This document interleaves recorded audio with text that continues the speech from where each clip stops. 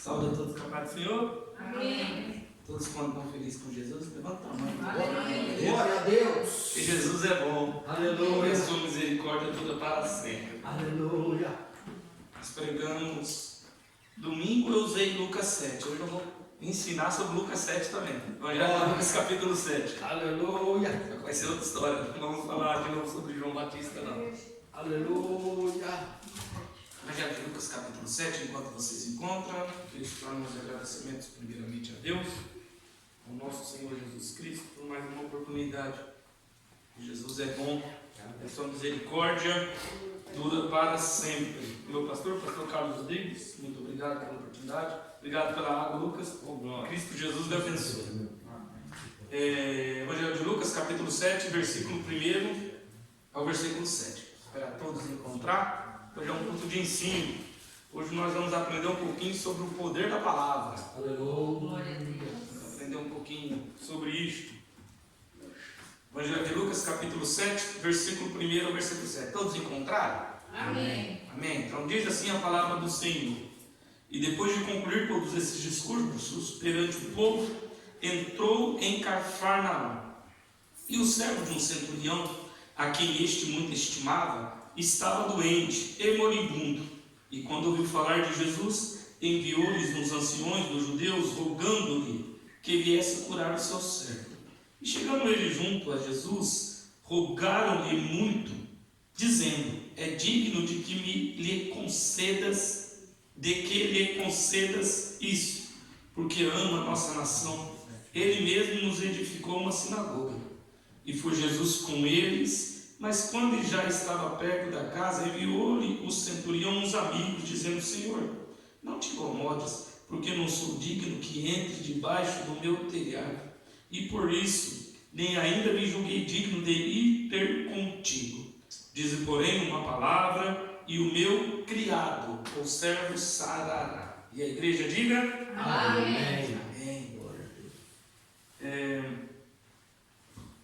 Antes que eu entre nesta parte da palavra, nós temos que compreender algumas situações.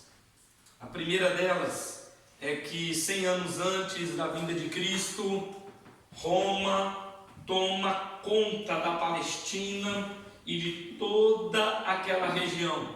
Todos os territórios que Roma ocupava, Roma pegava a direção, o poder.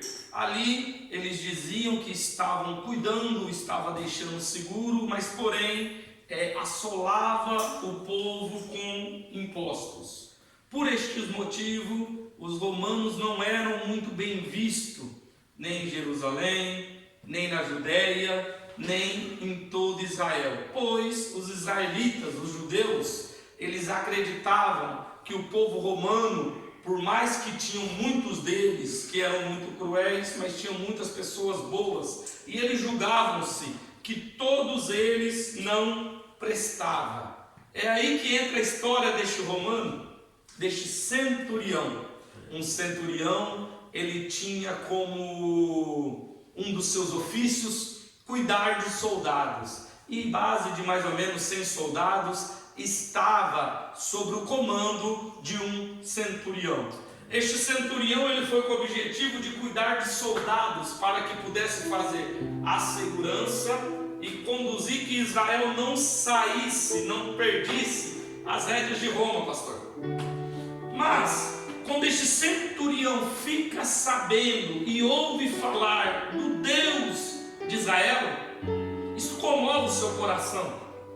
Ele começa a compreender que o Deus de Abraão, de Isaac e de Jacó, o Deus que tirou o povo do Egito, é um Deus poderoso, de uma tal maneira que ele ganha a confiança daquele povo de Cafarnaum quando ele constrói a sinagoga, ou seja, a igreja, pastor.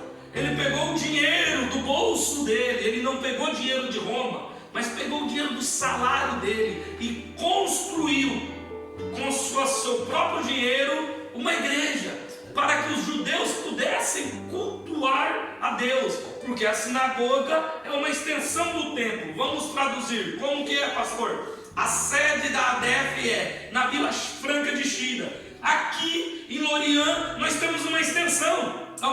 também. Então nós poderíamos dizer que lá na Vila Franca de Xira era o templo e aqui seria uma sinagoga que foi construída para que os irmãos que estão mais próximos cultuassem a Deus. E isso também aconteceu, pois de Jerusalém a Cafarnaum era longe, mas Cafarnaum era um ponto estratégico, era uma cidade marítima, era uma cidade nos fins de Naftali, uma cidade da onde que o comércio de grãos entrava e saía. Tinha um porto que era muito famoso em Cafarnaum.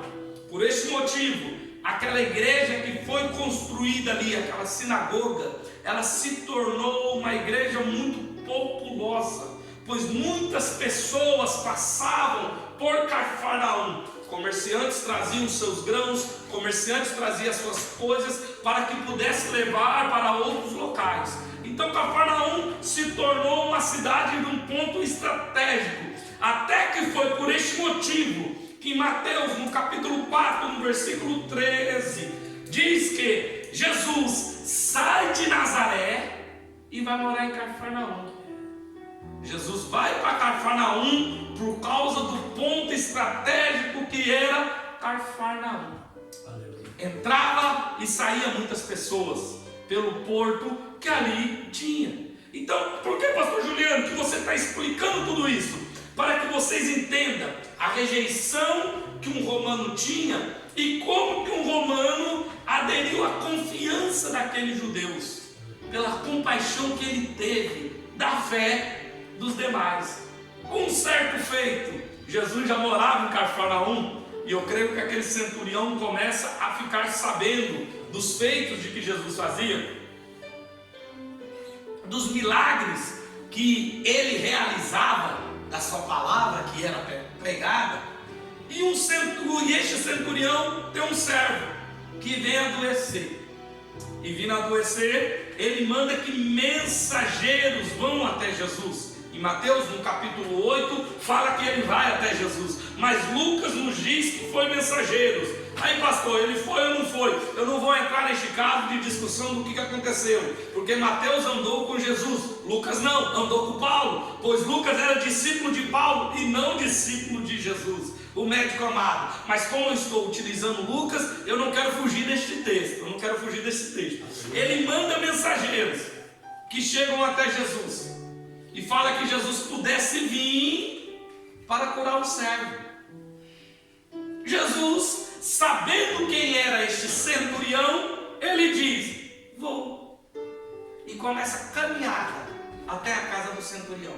Mas antes de que Jesus chegasse, pastor, Lucas diz que um recado é dado: não precisa entrar na minha casa, porque eu não sou digno que tu entre dentro da minha casa.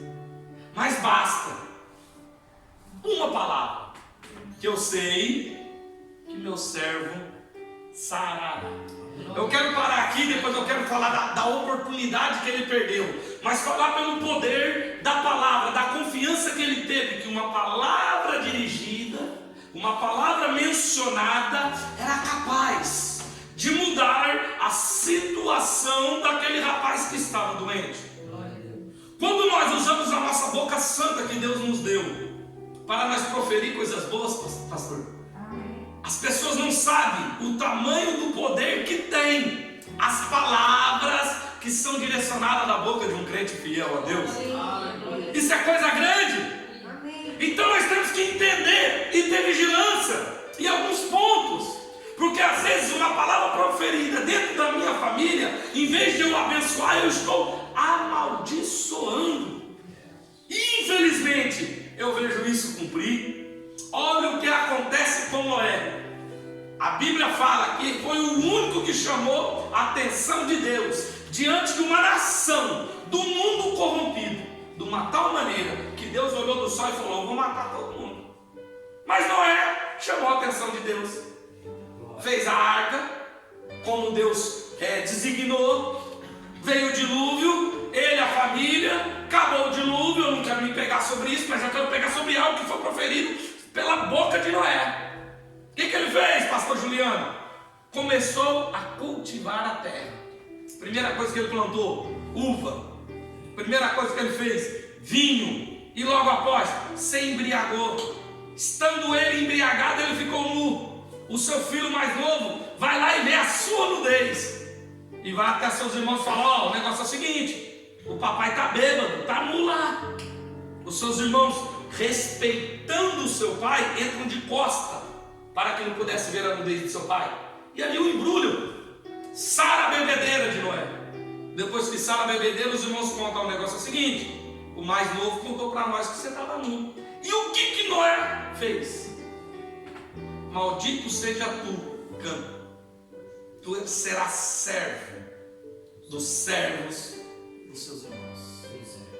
Amaldiçoou o próprio filho. E olha que eu estou falando de um homem que no meio de um mundo corrompido, pastor, não era de uma família, não era de uma pequena nação, mas de um mundo corrompido, ele conseguiu chamar a atenção de Deus do ponto que Deus poupou a vida dele. Aleluia. Mas não soube lidar com esse problema familiar e proferiu palavras de maldição para o seu filho. E o que aconteceu, pastor Juliano? A maldição foi recaída, porque Cã foi pai de Canaã. A terra de Canaã, logo após, foi ocupada pelos filhos de Jafé e pelos filhos de Sem, que são os israelitas. E o que aconteceu? Muitas pessoas da nação de Canaã foram mortas, e sucessivamente a nação que foi criada foi uma nação que gerou muita morte. Mas eu não vou me apegar sobre isso, porque senão eu vou longe. Eu quero me pegar pelo poder da palavra, a palavra dirigida. Noé usou de uma maneira errada. Então aprende algo. Nós temos uma boca santa para proferir coisas boas, pastor. Para proferir coisas boas, profetizar mudança, mesmo que não enxergando com os olhos humanos, temos que proferir coisas boas. Temos que chegar em casa, se tem alguém que está dando trabalho, ore por ele. Ah, mas pastor, ele não quer receber oração. Faça uma oração quando estiver dormindo. Pastor, está dormindo bêbado lá, estende a sua mão e fala: em nome de Jesus, eu profetizo mudança em tua vida. O teu filho que está dando trabalho, faça a mesma maneira. Profere palavras de ânimo, porque a tua boca tem poder. A palavra dirigida, ela é capaz de mudar situações. E este centurião, sabendo disso, ele diz: uma palavra pode mudar a situação do meu servo. Só que ele perdeu uma oportunidade, pastor, muito grande, porque existe um ditado romano que diz que tem 3 coisas que depois que passa não tem como voltar atrás. Uma delas é uma flecha atirada, a outra é uma palavra proferida e a outra é uma oportunidade que é passada. E qual que seria a oportunidade, pastor Juliano? Este homem poderia ser o único gentil que Jesus entrasse na casa dele voluntariamente. Aleluia. Ele perdeu essa oportunidade, porque quando Jesus entra dentro de uma casa, ele entra para fazer algo. Ele entra para mudar, mas ele se focou apenas na cura do seu servo. Mas Jesus poderia ter feito algo muito a mais. E a história deste centurião não seria o centurião que foi curado do servo, mas seria o único romano que Jesus entrou na casa voluntariamente, como ser humano, para poder mudar. Ele perdeu a oportunidade, porque quando Jesus entra na casa, sempre algo acontece. Será que acontece, pastor? Vou citar alguns exemplos para você. No Evangelho de João, capítulo 2, do versículo 1 ao versículo 11, conta-se que havia um casamento em Caná da Galileia, e foi convidado Jesus, juntamente com seus familiares. E quando a festa estava no auge, no apogeu da festa, acabou-se o vinho. Acabou-se o vinho, acabou a festa. Mas antes que todos os convidados fossem dispersos, Jesus faz algo, transforma a água em vinho, torna a trazer novamente a alegria para aquela casa. Então, quando Jesus entra dentro de uma casa, pastor, algo nós sabemos que acontece, é que ele traz alegria. Em Lucas, no capítulo 4, no versículo 38 ao versículo 39, conta que Jesus entra na casa de um homem por nome de Pedro, que a tua sogra estava enferma. Jesus adentra e, vendo a enfermidade daquela mulher, move-se de compaixão e ele cura a sogra de Pedro. Então nós sabemos que quando Jesus adentra dentro de uma casa, algo pode acontecer. É que ele pode curar aquela doença que o médico não pode. Ele pode curar aquele familiar que você tem buscado a cura por ele. Então sabemos que quando Jesus adentra dentro de uma casa, pastor, é para mudar, é para trazer algo novo.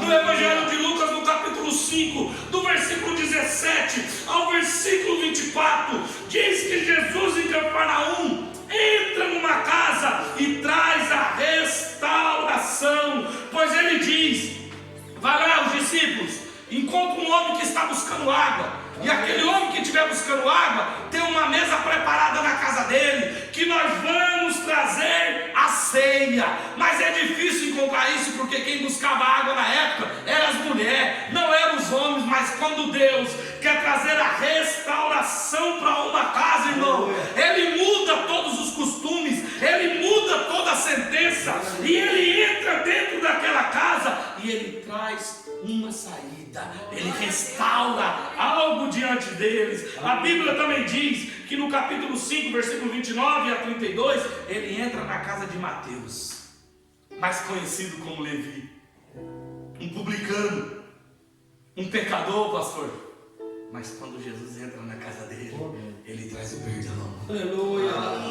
Glória a Deus. Quando ele entra dentro da casa de Levi, ele traz o perdão para Levi e faz um publicano se tornar um discípulo.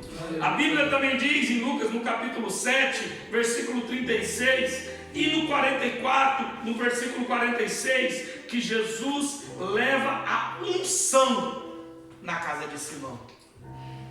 A Bíblia fala que ele vai na casa de um homem por nome de Simão, fariseu, e quando ele estava ali, conforme o costume, Simão não faz nada com Jesus, ele não lava os pés de Jesus, ele não chega ali para que Jesus estivesse, mas entra uma pecadora com unguento, Glória a Deus. e ela se encosta nos pés de Jesus, e com as suas lágrimas ela chora nos pés de Jesus, e com seu cabelo ela enxuga as lágrimas de Jesus, e as lágrimas dela no pé de Jesus, e ela unge o pé de Jesus com este unguento. Ainda o fariseu da época ainda olhou e falou: se ele bem soubesse, se ele fosse mestre, ele sabia que ela era uma pecadora. Mas Jesus dá uma lição de moral naqueles homens, porque a unção era encontrada na casa de Simão através de uma pecadora, e não foi só a unção que chegou até ali, porque os pecados dela foi perdoado, e Jesus trouxe a restauração para a vida daquela mulher. Em Lucas também, no capítulo 8, do versículo 41 ao versículo 42, e do 51 ao 56, a Bíblia nos diz que ele entra na casa de um homem por nome de Jairo. A filha estava morta, tinha apenas 12 anos. Meu Deus. Mas Jesus traz a vida. Glória. Quando Jesus entra dentro da casa, irmão, ele nos traz novamente a vida. Pastor, você está dizendo então que Jesus vai entrar na minha casa e vai restaurar aquele que está morto no velório? Ele pode fazer isso também, mas o que eu estou querendo te dizer é que ele vai trazer novamente o desejo de viver dentro da tua casa. Ele vai trazer vida para aquele que estava morto. Ei, às vezes nem gosto de entrar em casa pode ter, mas a partir de hoje eu profetizo na sua vida que Deus dará vida, e tu vai almejar estar dentro da tua casa junto com os seus. Aleluia. Eu estou sentindo a palavra de Deus, eu estou sentindo, mas não para por aqui, porque quando Jesus entra dentro da casa, ele muda. A Bíblia diz no Evangelho de Lucas, no capítulo 10, que ele vai na casa de duas irmãs, Marta e Maria, e ele leva a palavra. E quando Jesus entra dentro da casa e coloca a palavra dentro da casa, ele aumenta a nossa fé. Porque aquela que ouviu a palavra foi aquela que conseguiu mexer com o coração de Jesus quando o seu irmão estava morto há 4 dias, já lá dentro da tumba, e Jesus trouxe a restauração da vida de Lázaro. A Bíblia ainda nos diz em Lucas 19 que havia um homem de baixa estatura que ouviu falar de Jesus, um homem por nome de Zaqueu, e ele subiu em cima de uma figueira brava, e ele queria ver Jesus. Aí de repente Jesus vai até ele e fala assim: desce daí, Zaqueu, que hoje convém de eu estar na tua casa. Poderiam dizer o que Jesus foi fazer na casa de Zaqueu? Ele foi levar a salvação, como aconteceu em Atos no capítulo 16, no versículo 31, quando Paulo e Silas estavam lá dentro do cárcere todo quebrado por aquilo que Deus fez pela vida deles, e o carcereiro olhou e falou: eu vou me matar. Ele falou assim: não se mata, aqui não saiu ninguém, porque hoje a salvação convém de entrar na tua casa, e você e a tua família será salva.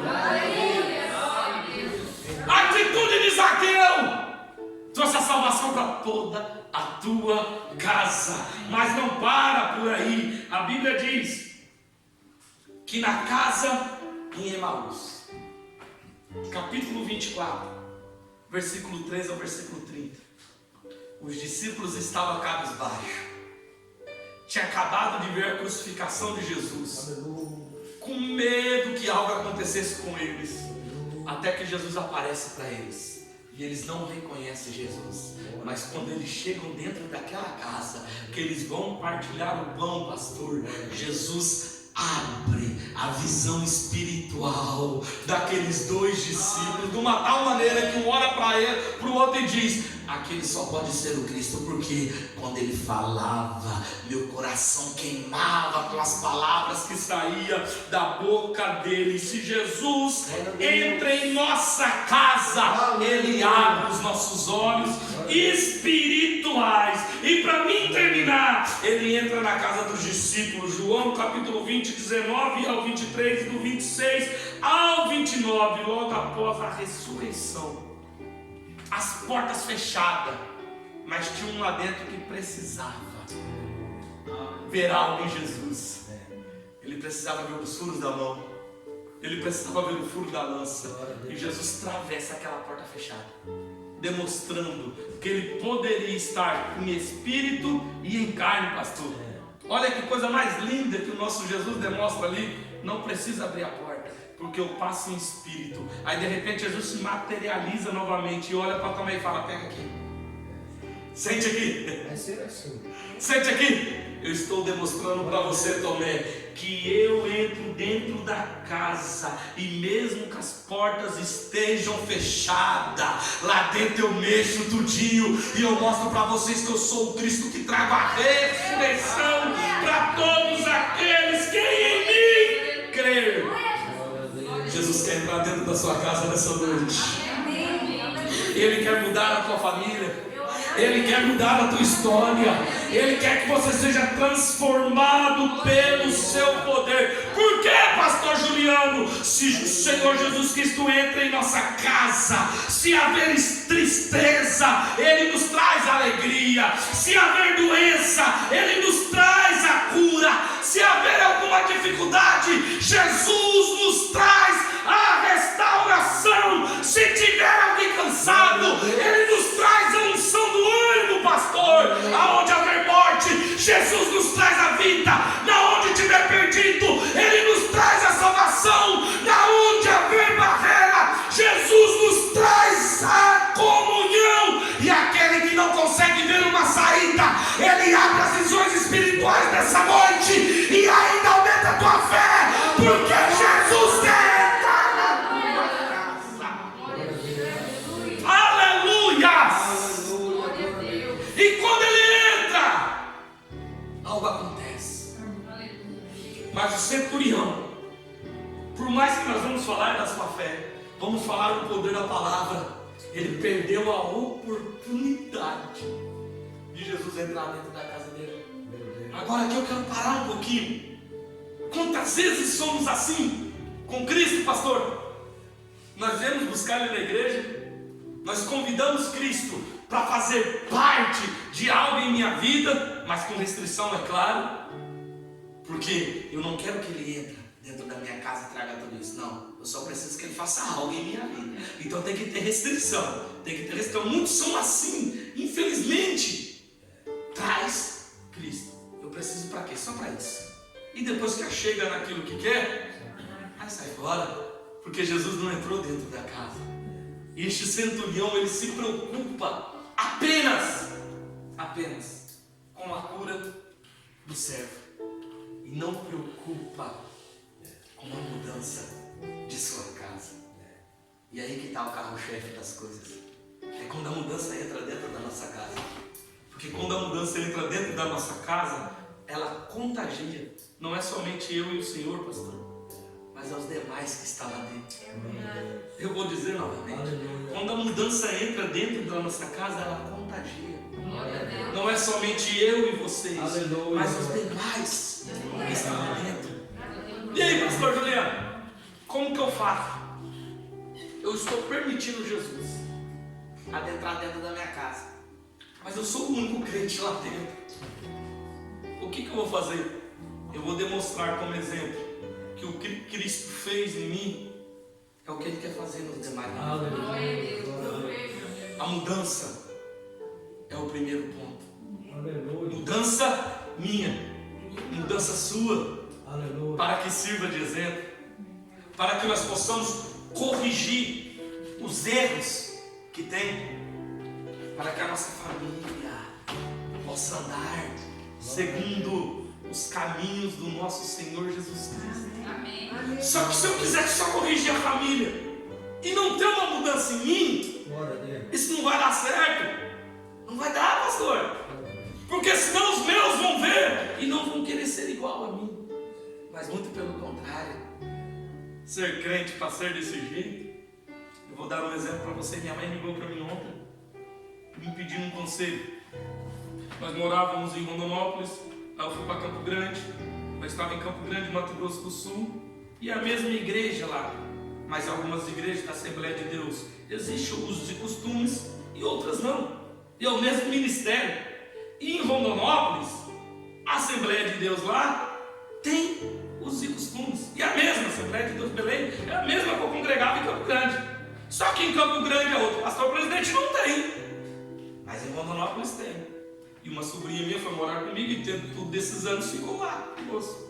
E lá não tinha os costumes, ela usava calça, ela usava short e assim sucessivamente. Já em Rondonópolis, as irmãs não podem nem cortar a ponta do cabelo. Aí a minha sobrinha saiu, estava de short curto. Aí minha mãe corrigiu ela, aí corrigiu ela novamente. A sobrinha hoje já é de maior, quando foi morar conosco não era. Aí minha mãe ligou para mim ontem. O que eu faço, meu filho? Eu falei, mãe, não deixe que isso entre e cegar. Cuidado que se a senhora apertar ela muito por causa dos costumes, você pode tirar ela da igreja. Ela já é de maior, deixa que o pastor dela corrige ela. Se o pastor dela não está corrigindo, deixa ela, minha mãe. Ela não está fazendo coisa errada. Cada pastor, o pastor dela tem uma visão. E se algum irmão vir falar algo para você, usa a Bíblia, minha mãe. Quando aquele cego foi curado, pastor, lá no campo de Betesda, e era um sábado, e ele foi e disse, quem te curou? Jesus disse para não dizer, mas ele disse, foi Jesus. E um dos fariseus era tio daquele cego. Aí apertaram ele, porque ele disse, foi Jesus que curou, e o Anás, Caifás não queria que falava aquilo, para que a fama de Jesus não crescesse. Aí chegou para ele e disse bem assim, tira o cego saiu. Quem que curou aquele cego? Foi Jesus mesmo? Ele era cego desde quando ele nasceu? Aí este que era fariseu também, tio dele, falou assim, de quando eu conheço ele, ele é filho da minha irmã, ele é cego.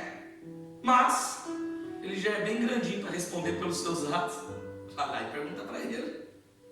E ele diz o que aconteceu, porque ele sabia que como fariseu ele não podia afirmar que Jesus era o Messias, porque senão ele teria problema. Por isso que Nicodemos servia Jesus às escuras. porque ele estava lá no Sinédrio e tinha que servir. Por isso que José de Arimateia também era discípulo de Jesus, mas não era um discípulo daqueles que demonstrava, porque ele tinha que estar no meio do Sinédrio também. E foi eles que depois arrancaram o corpo de Jesus e levaram para a sepultura. Mas eu não quero me apegar sobre isso. Aí eu disse para ela, se alguém vir perguntar, se alguma pessoa da própria igreja vem reclamar, sua nega está usando assim, fala para ela já é bem grandinha. E ela é responsável pelos atos dela. Vai lá e fala para o pastor dela conversa. Gente, temos que ter vigilância em alguma situação. Senão às vezes da gente trazer os nossos, mas afasta. E foi isso que eu disse para minha mãe, cuidado, que a senhora pode apertar, e a idade que ela está, ela não sai para festa, ela não sai para lugar nenhum, é da igreja para casa agora porque a menina está usando short. Você quer pegar no pé dela? Daqui um dia ela chuta o pau da barraca e nem para a igreja quer ir. Aí o que a senhora vai fazer? Aí eu falei para ela, mais ainda, e a culpa vai ser da senhora, que está apertando na onde não tem que apertar. Se o pastor dela não está reclamando, deixa. Ela não está pecando, ela não está fazendo algo contra Deus. Então nós temos que ter o quê? Uma vigilância dentro da nossa casa. Quando Jesus entra. Senão Jesus entra para fazer a mudança e nós não permitimos. Porque nós queremos tomar a rédea de Jesus e queremos controlar a forma de Jesus trabalhar. Quer que eu dou outro exemplo? Ora Jesus, Jesus está entregue. Fulano está entregue em suas mãos. Aí Jesus começa a apertar. Jesus permite que algo aconteça para que essa pessoa venha se dobrar aos pés de Jesus. A nossa primeira oração é: Senhor, tem misericórdia. Mas tu não entregou? Se tu entregou, então confia, porque eu disse que quando Jesus entra dentro de uma casa, ele leva a fé. Então temos que acreditar, pastor, que vai ter a mudança lá dentro da minha casa. Se eu entreguei, trabalha conforme tu quer, Jesus. Quem sou eu para querer ensinar o pai a trabalhar? O pai sabe como é que cuida do filho. O pai sabe o que ele tem que fazer para educar. Então quando nós entregamos algo na mão de Deus, nós temos que ter a sã consciência que Deus trabalhará da melhor maneira. Mesmo que essa maneira não seja da forma que eu queira. Mas é a melhor, pastor, porque ela dá resultado. Um pai sabe como castigar o filho. Ele sabe o que tira, que vai doer nos filhos. Sabe? Ele sabe que se eu pegar ele desse jeito aqui, porque tem filho que não adianta bater. Não adianta. Mas quanto mais bate, mais sem vergonha fica, dá mais trabalho. Tem outros que não, já tem medo. Então tem formas de ser trabalhado. Nem todo mundo é igual.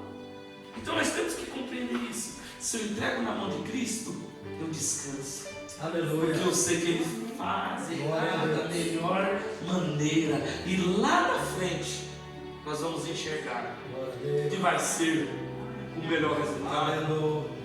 Quer que eu dou um outro exemplo para vocês? Para que entendam que o Cristo, quando está na direção, Ele sabe o que faz e a melhor maneira é da forma que Ele faz. Os discípulos atravessando o mar da Galileia, indo para Gadara, todo mundo no barquinho, e Jesus lá puxando a paia.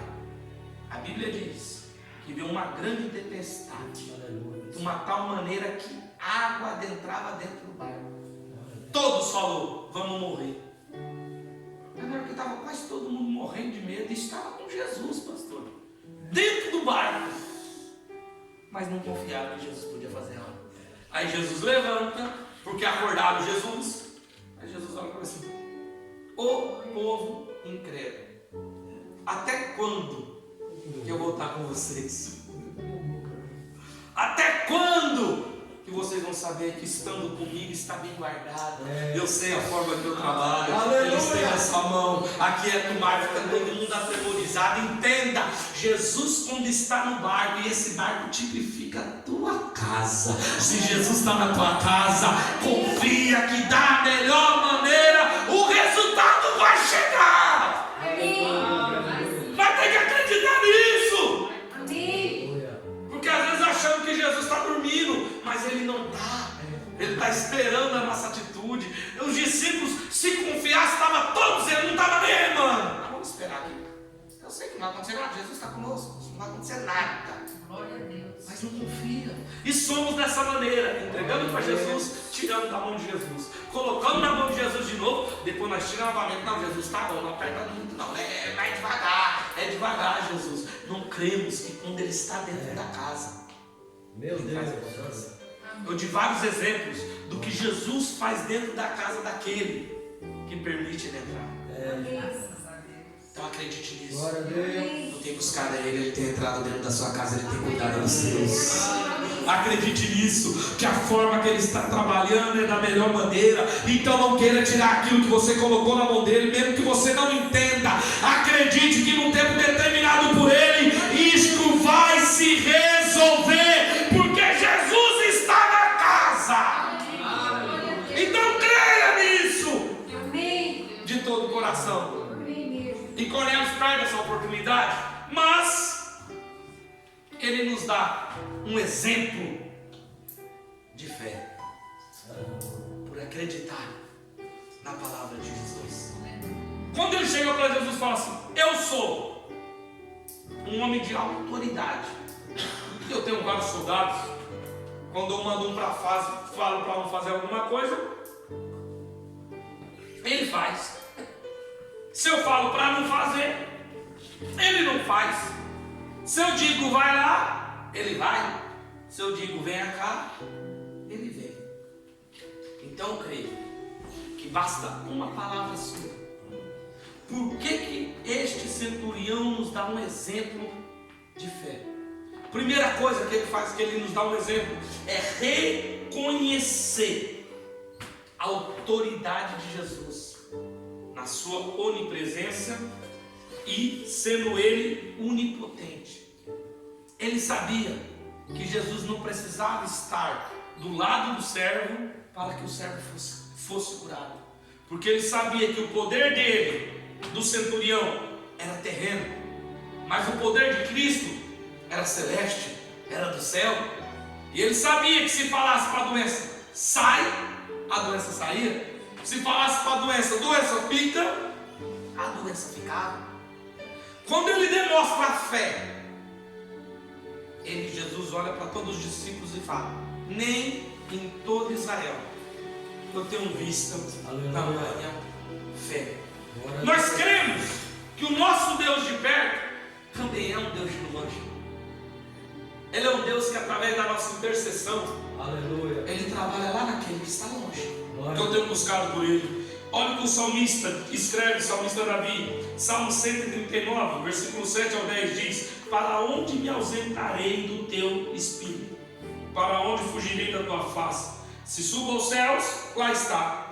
Se faça a minha cama no mais profundo abismo, lá está também. Se tomo as asas da alvorada e me detenho nos confins do mar, ainda lá me haverá de me guiar a tua mão, e a tua destra me sustentará. Glória. Olha o que o salmista está me dizendo no Salmo 139.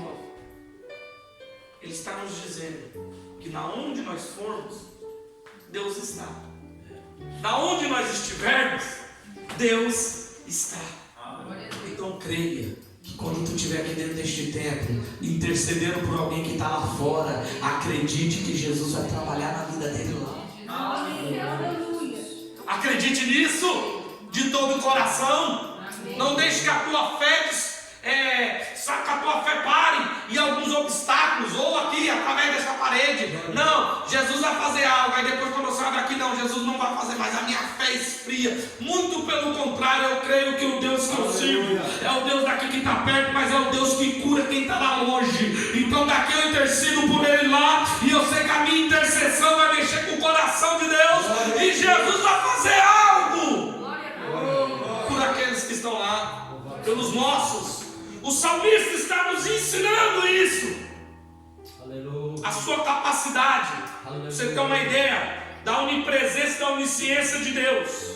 Jeremias capítulo 23, do versículo 23 ao 24. Deus diz através da boca de Jeremias: acaso sou apenas o Deus de perto? Diz o Senhor, e não também o Deus de longe?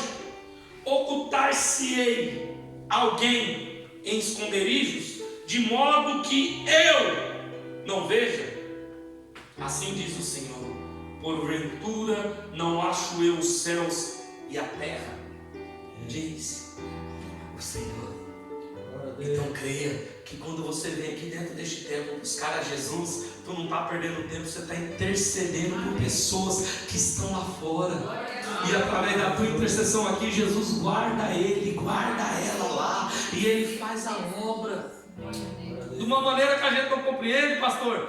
Olha o que Jeremias está nos dizendo. O próprio Deus tomando a boca dele: eu sou o Deus de perto, mas porventura eu não sou o Deus de longe. Não, é o Deus de longe, é o Deus de perto. Ele é onipresente, ele está em todos os lugares ao mesmo momento.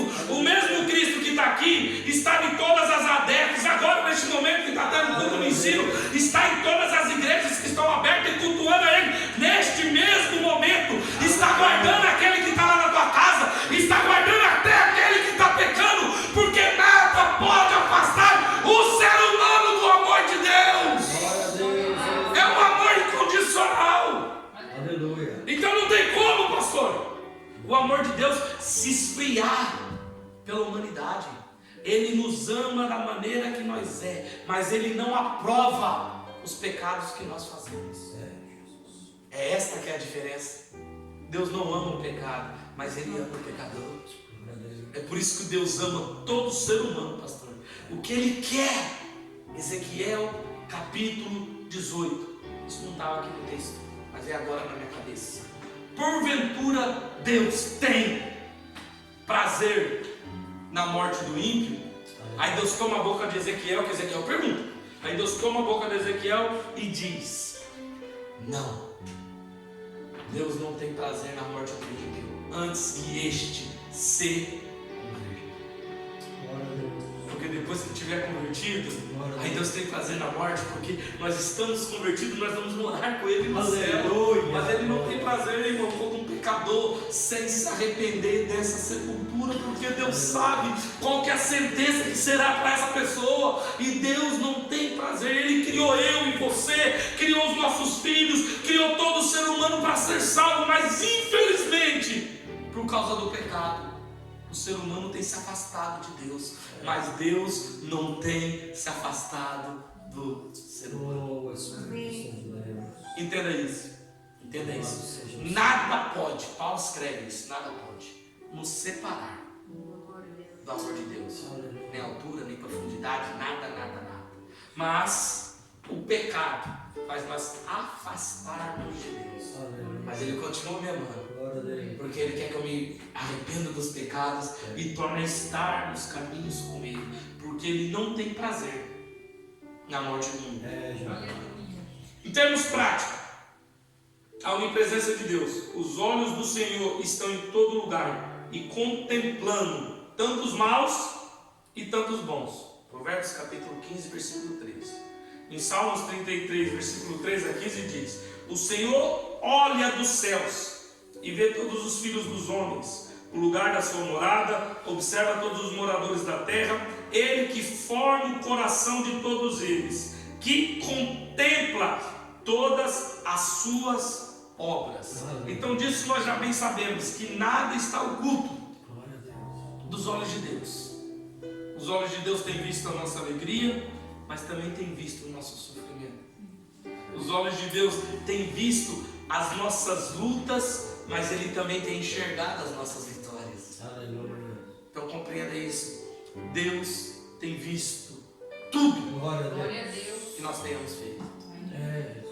Pode ser ocultado do ser humano, mas de Deus não tem como, porque as pessoas que andam em comunhão com Ele é um fato assim confortante.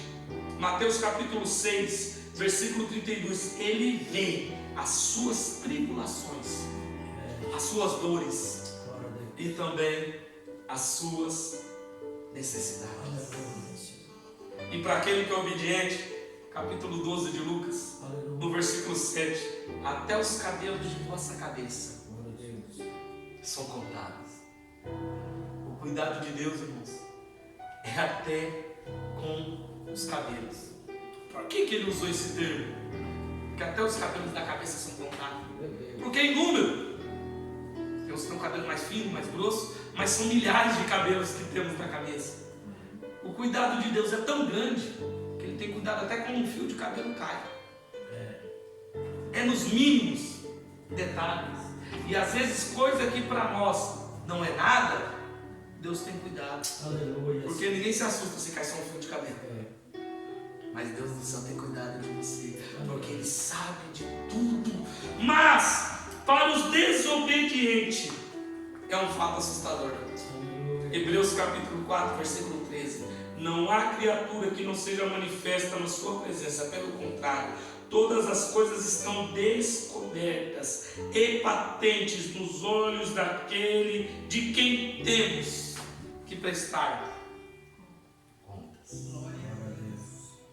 Então, para aquele que vive uma vida de desobediência, irmãos, ele não consegue esconder nada diante de Deus. E chegará um dia, vai ter a prestação de conta. E te digo para você, a Bíblia diz que Jesus é advogado, mas um dia será juiz. E um juiz justo.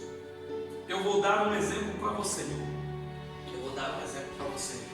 Se um homem, um estuprador, ele estupra uma criança, faz todo mal porque isso é uma atrocidade, e ele há de ser julgado. Mas, quando ele for para a cadeia, ele se tornou uma pessoa ali, no tempo de espera, e no dia do seu julgamento, não fez memória daquilo que ele fez de errado, mas fez memória daquilo que ele fez certo. Ele é um juiz justo ou ele é um juiz injusto? O que a igreja acha? Injusto. Porque os nossos atos, pastor, nós vamos pagar por ele. Quando nós falamos em prestar conta, é sobre isso. Diante de Deus, ele sendo um juiz justo, ele vai ver todas as coisas boas e as coisas más. As boas não têm poder de apagar as coisas más. O arrependimento apaga. Mas as coisas boas não apagam. Então não adianta, irmão, eu ajudar aqui, estender uma mão para um e eu querer que a outra fique sabendo. Estou perdendo tempo. Eu não estou apagando o desejo do meu erro. Muito pelo contrário, no dia da prestação de conta, tudo será descoberto. Aquilo que está encoberto vai ser demonstrado. Aí que está a questão. Imagine comigo. Nós vivemos uma vida de crente, criado dentro da igreja. Deixamos de viver a regalia do mundo. Mas dentro de mim, o mundo vive dentro de mim. Mas o meu exterior demonstra que eu vivo na igreja, pastor. Mas o meu interior ainda é do mundo. E no dia da prestação de conta, o que vai acontecer? Não estou falando de pessoa ser envergonhada, mas eu estou dizendo, irmãos, de nós perdermos a nossa salvação por uma coisa simples de se resolver, como um perdão. Como um perdão. Nós temos que amar os nossos inimigos da mesma maneira que Jesus nos amou. E se o amor de Cristo é incondicional, o meu amor pelo ser humano também não tem que propor condições. Eu só te amo se você pode me dar algo, senão... Aí que está a questão. A essência de um verdadeiro cristão é deixar o evangelho mudar ele. Senão nós nos tornamos que nesse centurião, que o nome dele é Cornélio, se tornamos um Cornélio da vida, pastor. Nós adquirimos a cura do nosso ente querido, mas nós não adquirimos o nosso bem mais precioso, que é a salvação da nossa alma. Aí que está a questão. O poder da palavra de Cristo, ela é mudadora. Agora, se a palavra não adentrar dentro de nós e não mudar, é porque eu não permiti. Estou continuando a ser a velha criatura e não sou um filho. Por isso que no diálogo de Nicodemos e Jesus tem que nascer de novo. Nascer da carne, não! Da água e do Espírito. Perdoa, né? Mas é desta maneira, porque o dia, irmãos, o dia da prestação de conta vai chegar para mim e para você. Agora cabe eu e você mudarmos a nossa história, mudarmos a nossa vida, mudarmos os nossos sentimentos pecaminosos. Pastor, então você está dizendo que eu saio daqui, eu não posso mais. Não, irmãos, eu não estou dizendo que você não vai pecar, porque todos pecam. A Bíblia mesmo fala: aquele diz que não é pecador, mentiroso é, já pecou. Então nós erramos. Agora aí que está a questão: eu vou errar por malícia ou eu vou errar por deslize? De toda maneira é erro? Sim. Mas quando estamos conscientes do nosso erro, é pior. Mesma coisa, põe um copo aqui com veneno, chegar e falar para o pastor Carlos: não bebe. Aí o Joãozinho vem cá, bebe e morre. Só que o Joãozinho não sabia. Ele errou para o bebê? Errou, porque ele não deveria mexer no que estava ali, mas ele não sabia o que era. Aí se eu for julgar, se o Carlos bebisse, ele estava errado, porque ele sabia o que ele tinha que fazer de certo. O João não. É a mesma maneira. É a mesma maneira. Eu quero que Jesus entre dentro da casa, mas eu não permito ele mudar. Eu não deixo o poder da palavra adentrar dentro da minha vida. E eu se torno uma pessoa fechada, uma pessoa magoada com os demais, uma pessoa frustrada, uma pessoa que não consegue se alegrar com a alegria dos outros, e muito menos entristecer com a tristeza dos outros. Estou precisando deixar a palavra de Jesus adentrar, porque a palavra nos ensina, a bússola está aqui. E se eu não deixar a mudança através de Cristo, a palavra transformar o meu ser, me desculpa a minha sinceridade, mas estamos perdendo tempo. Porque no dia que aconteceu o que Hebreus está falando aqui, que eu tenho que prestar a minha conta, nada vai ficar escondido. Eu posso enganar quem for, mas Jesus eu não engano. É por isso que o próprio escritor de Hebreus disse que a palavra de Deus é viva e eficaz, e é mais penetrante do que uma espada de 2 gumes, capaz de discernir os pensamentos. Aí agora vai mais longe, a intenção do quê? Do coração. Agora imagine, se a palavra é capaz de discernir, se ela tem discernimento para saber a intenção do nosso coração, imagine se eu permitir o que ela não pode fazer com a minha vida. Tirar toda intenção ruim, pastor, e encher o meu coração de boas intenções. Glória a Deus. Então entendam isso. A palavra, ela é mudadora, é transformadora, é restauradora. Então nós não podemos perder a oportunidade que me Cornélio, de deixar a palavra entrar dentro da nossa casa. E agora eu estou partindo para o final. Se nós somos templos e morada do Espírito Santo, esta é a primeira casa que precisa que Jesus entre e fazer tudo isso que eu expliquei nessa noite. Porque se não transformar essa casa, se não houver um reconhecimento dessa casa aqui, irmãos, os demais não virão. Não vai haver mudança. Então compreenda isso. A cura chegou, o servo foi curado, mas haverá um momento, irmãos, haverá um momento que as pessoas vão ter sede, vão ter fome, mas não é nem de pão e nem de água, mas sim da palavra. É verdade. E quando isso chegar, como Amós disse no capítulo 8 do seu livro, a humanidade vai se adentrar em desespero, porque procurará a palavra e não encontrará. Aí a nossa consciência vai nos apertar e dizer: eu poderia ter feito diferente, mas eu não fiz. Então entenda, Entenda que a nossa carreira como cristão, eu sempre digo isso, o evangelho é simples, é o homem que complica, mas ele é simples. Nós temos que crer em Jesus de todo o coração, nós temos que ser batizados, aí nós adquirimos a salvação. Só que para nós permanecermos salvos, nós temos que obedecer. Pronto. Resumir em 3 palavras o caminho da salvação: obedecer a palavra de todas as maneiras. Jesus disse que nós temos que amar aquele que nos persegue. Jesus disse que nós não podemos guardar rancor. Jesus disse que nós temos que ajudar o próximo, e não apenas o próximo que pode nos dar algo, mas o necessitado. Por isso que Cristo olhou e falou bem assim: quando eu tiver fome, vocês me dão de comer. Quando eu estiver preso, vocês vão me visitar. Quando eu estiver doente, vocês vão lá me fazer uma visita. Quando eu estiver desabrigado, me dê um abrigo. Aí, quem que não quer abrigar Jesus? Os discípulos já se dizem: mas me diz, quando que você vai estar assim? Eu creio que ele já falou assim: não, eu quero saber o dia que Jesus vai estar com fome, que eu vou preparar uma comida daquela para ele. Jesus falou assim: é simples.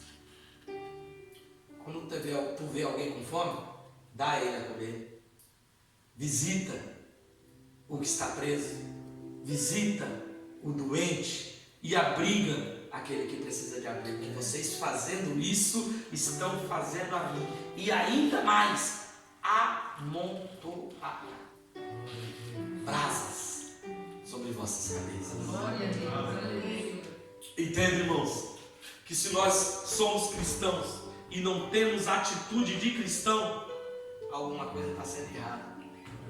Se eu não compadecer com a dor do próximo, eu preciso dobrar o meu joelho e pedir para Jesus mudar, que algo de errado está dentro de mim. Se eu me alegrar com a tristeza dos outros, eu preciso dobrar o meu joelho e pedir para Jesus mudar algo dentro de mim. Porque eu vou contar aqui algo, que ainda tem uns minutinhos, eu vou contar algo aqui, que isso para mim é um exemplo do que é uma pessoa, de uma pessoa estar debaixo, pastor, debaixo da vontade de Cristo. Eu acho que a pior coisa que pode acontecer na vida de uma pessoa é a traição. Porque a traição, ela quebra a confiança, ela quebra tudo, e é difícil de ser restaurada. Infelizmente é difícil, pastor, porque às vezes a gente perdoamos de boca para fora, mas dentro de nós não é fácil, porque você depositou toda a confiança numa pessoa e ela quebrou aquilo, então você fica resguardado. Uma irmã foi dirigente do ciclo de oração, depois eu pastoreei ela e pastoreei o esposo dela, uma família abençoada. Ela era dirigente do ciclo de oração, o marido dela se envolveu com uma irmã do ciclo de oração, que era até a regente. Os dois tiveram um caso, a irmã ficou sabendo, perdoou o esposo, amém. Passaram-se mais ou menos 6 meses. Essa mulher que quase destruiu o casamento dela, não destruiu porque ela decidiu perdoar, entrou numa situação dentro de sua casa. Você sabe quem foi lá visitar ela? Fez campanha de oração, 12 dias, todo dia orando e clamando a Deus e pedindo oração. Você sabe quem que foi? Aquela que essa mulher tentou tomar o esposo dela. Isso é uma demonstração de uma pessoa que deixa Cristo mudar os seus sentimentos. Não é fácil não, irmãos. Você abraçar uma pessoa que querer destruir a tua família, a tua vida, e pedir para Deus fazer algo por ela, e você abraçar, chegar para ela e dizer: Deus vai virar o cativeiro da tua casa, eu estou contigo para que der e vier. Não é fácil não. A gente tem que estar bem firme com ele lá, porque senão a gente bobinho não consegue fazer isso. A grande maioria fala o quê? Isso está pagando, porque quis fazer algo comigo. Meu Deus! A grande maioria pensaria desta maneira. Isso está pagando. Agora lá que Deus está tocando no familiar dela. Isso não é um sentimento daquele que deixou a palavra mudar a sua vida, não. Temos que arrancar esse sentimento de dentro de nós. Quando nos traírem, nós temos que amar aquele que nos traiu. E não é amar de boca para fora, é amar de dentro para fora. Porque se a minha boca está dizendo o que não está no meu coração, então o problema está em mim, que eu estou enganando a mim mesmo. Preciso dobrar o meu joelho e pedir: Deus, transforma, porque não é fácil, mas a palavra é capaz de nos transformar e nos dar uma essência de cristão, e nós andaremos como cristão, para que o mundo olhe e fale: eu quero ser que nem fulano. Eu vejo o que fazem de mal, eu vejo o que fazem de bem, mas ele permanece, ela permanece de pé. É esta a diferença. Então, para mim finalizar, por intermédio da palavra, pelo poder da palavra, Deus nos traz a salvação, Deus nos traz a mudança, por intermédio da palavra. Agora cabe nós, se nós queremos que só a salvação chega, ou se nós queremos que a salvação permaneça. Eu vou dizer novamente: por intermédio da palavra chega a salvação, mas cabe a mim e cabe a você, se nós vamos permitir que a salvação continue, ou nós vamos perder ela no meio do caminho. Essa igreja se coloca de pé. Tenho 3 minutos ainda, quero fazer uma oração. Mas entenda, a palavra de Deus, ela é capaz de transformar qualquer sentimento de egoísmo, qualquer sentimento mundano, qualquer sentimento que nos afasta de Deus. Não é fácil perdoar, irmãos, não é fácil, mas nós temos que perdoar, mas não de boca para fora. Não é fácil.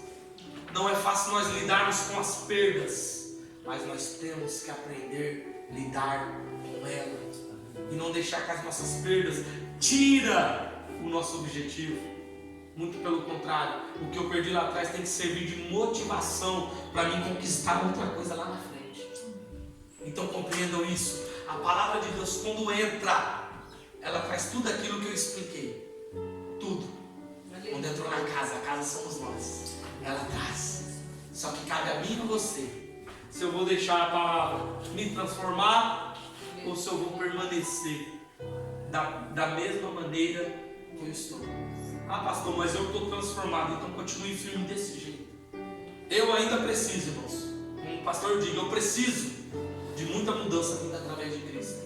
Eu sempre digo lá em casa: o pior inimigo que eu tenho sou eu mesmo, porque eu sou capaz de destruir o meu relacionamento com Deus, porque eu sou capaz de me afastar de Deus. Então o pior inimigo que nós temos somos nós mesmos. Se torna senhor dos seus sentimentos e não seja controlado por ele. Se torna senhor. Quando vier aquele sentimento de amargura, briga com ele em nome de Jesus. Eu sou uma pessoa salva e eu vou permanecer salvo. Quando vir aquele sentimento de injúria, em nome de Jesus, eu sirvo um Deus que é o Deus da calma, e Ele vai me dar calmaria no meio dessa tempestade.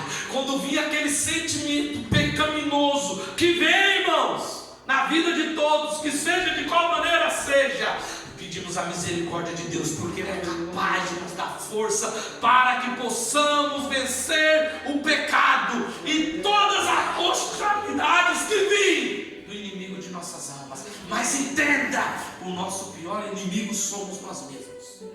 É eu que sou o meu problema, não é os irmãos, não é o pastor, não é ninguém, é eu que preciso mudar.